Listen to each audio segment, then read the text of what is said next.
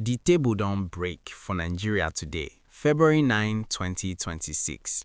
In a move wey set social media on fire, IPOB Youth and the Southern Nigerian Youth Congress don't send strong message to President Bola Ahmed Tinubu. Dem dey demand the immediate arrest and prosecution of Sheikh Ahmad Gumi. Why? Dem claim say the cleric's comments about bandits and terrorists no be just dialogue, na national security threat. With Nnamdi Kanu still behind bars, the youths they ask one heavy question. Is there one law for the North and another for the South? This no be just news na a justice war we just start. Inside the heart of Southern Nigeria, a new spirit of impatience is rising. From the busy streets of Onitsha to the coastal breeze of Port Harcourt, the conversation has changed. People are no longer just whispering about double standards, they are shouting. Today, the air is heavy with the demand for equity. Imagine the frustration of a generation watching their brothers remain in detention while others, perceived as bandit sympathizers, walk the corridors of power with bodyguards. This is the moment where political tolerance meets national security. The stage is set for a showdown that could redefine the rule of law in Tinubu's Nigeria. The gbege start after Sheikh Gumi made some fresh statements where many people interpret as protecting the killers. According to reports, the Southern Nigerian Youth Congress, a coalition of very active voices, come out for public to tell Tinubu say, enough is enough. Dem say Gumi's constant defense of bandits where they kidnap, kill and destroy communities for North is incitement. The drama reached peak when the youth group started comparing Gumi's freedom to Nnamdi Kanu's life imprisonment situation. Dem talk say if Kanu fit dey inside cell for his own activism, why Gumi go dey outside they rationalize the actions of people where they carry AK-47.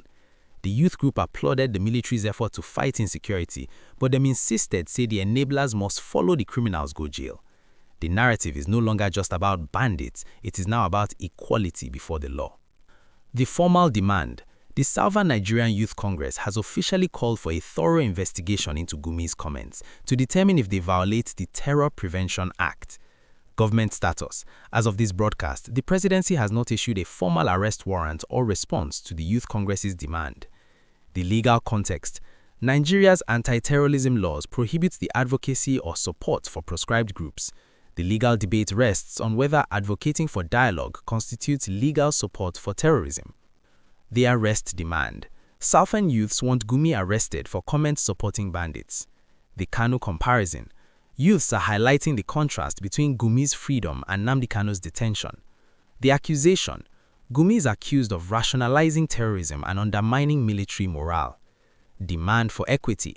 A call for the federal government to apply security laws equally across all regions. The ultimatum.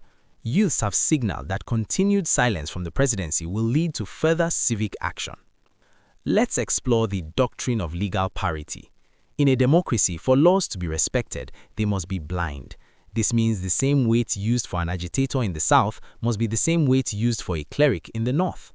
When a nation operates with selective justice, it creates what sociologists call state delegitimization. In Nigeria's case, the arrest of Nnamdi Kanu was based on incitement and terrorism. Critics argue that if Gumi's dialogue empowers bandits, it also crosses into incitement. Understanding the technical definition of support under the Terrorism Prevention Act 2022 is key to knowing if Gumi has a legal shield or if his time is up. This isn't a uniquely Nigerian struggle. Look at Turkey, where the government frequently debates the line between political commentary and supporting terrorist factions like the PKK. Or look at Northern Ireland's history, where Sinn Féin leaders were often accused of being the public face of the IRA. In those countries, the state eventually had to decide, do we arrest the speakers or use them as bridges? Nigeria is currently stuck in this global dilemma. The youth/IPOB point. You cannot have two Nigerias. They argue that Gumi provides moral oxygen to bandits, making them feel justified. They believe his arrest is necessary to show that the law is for everyone. The Gumi/mediation point. Supporters of the cleric argue that he is a necessary evil. They believe his dialogue has saved lives through negotiations that the military couldn't achieve. They view the arrest demand as politically motivated by those who don't understand the complexity of the North. The ripple effect of this tension is national fragmentation. When the South feels the North is favored in security matters, it fit lead to more secessionist cries. This affects national unity and can even impact foreign investment as investors fear a country will get two sets of laws.